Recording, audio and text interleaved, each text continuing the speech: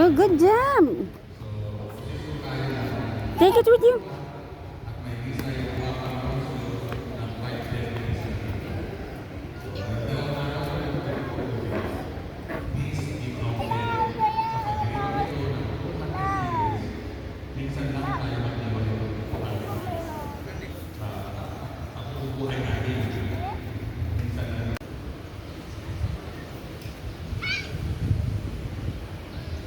Mr. and Mrs. Lloyd Galagos of the family.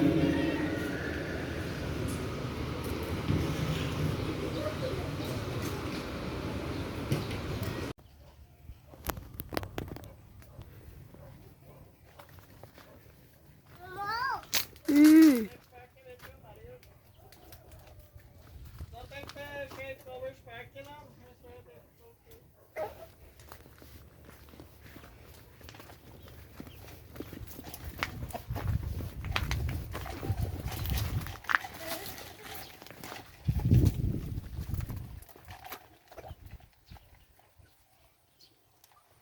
Hi guys! Sunday, kagaling lang namin sa simbahan.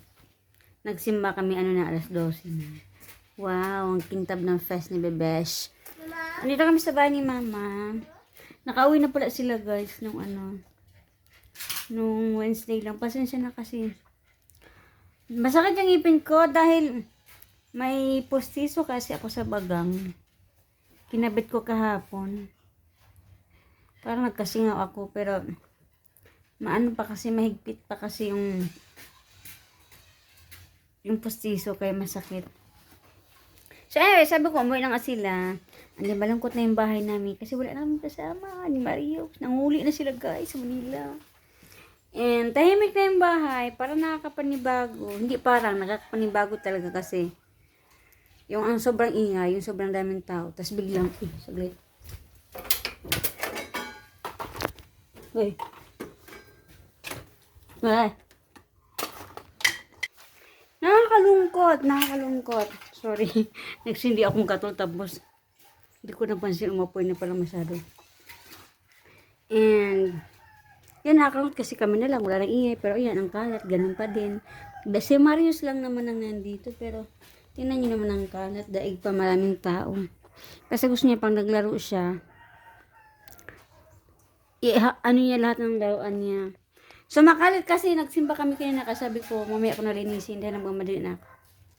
So anyways, nagpapagawa kami sa likod dun sa bahay namin kasi yung kubo namin inaayos yung bubong. Papalitan namin ng bagong nipa tapos tatakpan namin siya ng net para kasi nasira yung bubong nakaraan, gawa ng ibon, di ba? Parang kinakakha ng ibon. So, papalitan namin, ginagawa na nila. Tapos, ayan ang Marius. Hi! Shoes, yeah. Where shoes, Mama? You put your shoes here because you're gonna wear it to Manila. So, luluwas kami ng Manila, guys. Yeah. So, Webes, sa 24, it's my birthday. So, kami naman ang luluwas sa Manila. Doon ako magba-birthday. Siguro gabi na rin kami makarating dahil alas 3 yung flight namin. I'm so excited kasi first time ko mag-travel on my birthday. So, wish me luck and safe kami makarating. Yeah. Happy lang. I'm happy. Kasi for how many years sa Manila ulit ako magba-birthday kasama ang aking family.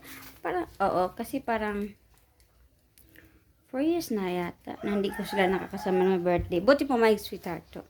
Doon ako mag-birthday and I'm so excited. So si Marius kada gising, Mama Mila. Manila niya Mila. So yeah.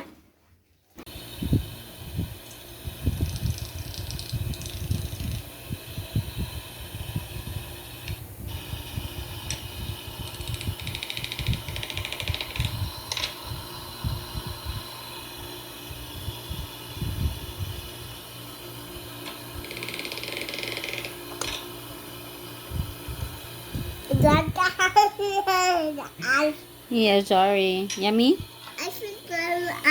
Sorry. Papakita ko muna sa inyo guys. Tapos na ang kubo. 2 days and a half nilang ginawa. Kasi, love you. Matrabaho kasi magbubong. Tapos nilagyan pa namin ng net. Dapat last day kahapon, 2 days. Kaya lang, pinalitan namin yung sahig. Kasi, ilan lang ang pinalit namin kahapon yung mga balik tinanggal namin. Nagreklamo sweetheart, bakit daw?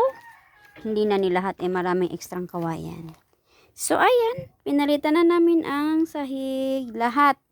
Kasi yung sahig na yon mag 3 years na din yun. Kasi yun yung pinakaunang kubo namin nung pandemic pa. Eto, kasali pa yun, pero okay pa naman siya, kaya di na namin pinalitan yung upuan. Dito lang, lahat ng sahig, tapos nilagyan namin ng panibagong suporta sa ilalim kasi nagalundo siya dahil mabigat nga naman si sweetheart. Yan, dinagdagan ng suporta. Tapos, ayan na yung kubo. May net na yan siya, guys. Paikot. Kasi ang iniwasan namin, yung pag lumakas nga yung hangin, hindi siya ilipad-lipad. And then dyan, ayan, may bubong na rin. Maganda siya, guys. Napaka-presko dahil malilim na siya.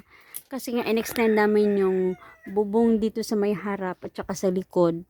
Kasi pag sobrang init, dati kasi, maiksi lang siya, hanggang dyan lang siya sa may kawayan yan, nakabalagbag dyan, yung bubong. Tapos pag mainit, silaw, so init dito. Pero ngayon, ayan, ready na ang kubo para sa party birthday ni Mario soon. Ayan, anyan ang aking oven. Ewan ko kung gagana pa yun siya. 3 years na yun siya, hindi ko nagagamit. Ayun, sorry naman, ako ay gutom na. Pero mag-vlog muna ako saglit. Para ma-upload ko para may content tayo. Hello. So, ito, bago na rin tong, duyan ni sweetheart. Matibay na to. Kasi gawa siya sa tubo ng tubig. Ito, yung sa mga water district. 1/8 siya, guys. Ito, tibay. Tapos, yung luma, andun sa bahay ni mama, kinamit namin para may duyan din si Mayos doon. So, balaan nagamit namin net dito, mga 20 meters. Siguro 19 kasi may sobrang konti. Pero 20 meters lahat ng nabili ko. Ang ginamit ko ay double yung tig 120. Tapos ang nagastos namin lahat sa kubo, siguro sa materialis lang siya, guys, ha. Unang bili ko 3, 4, 5, siguro mga 6,000 din. Nagamit ko na namin, mahal ang bilihin, no. Kasi sa net pa lang at 20 meters na siya. So 1, 2, 1, 2, 2, 4. So siguro mga 6,000 nga ang materialis.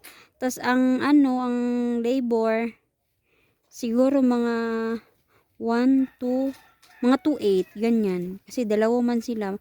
Sila na nga lang mag-asawang kinuha ko. Kay, syempre, para, diba, mga bills nila. Alam ko may mga bills din silang mabayaran. Kaya, diba, sabi ko, kayo na lang, kaysa maghanap yung asawa mo ng assistant, ikaw na lang, dahil marunong ka naman, alam mong gagawin mo.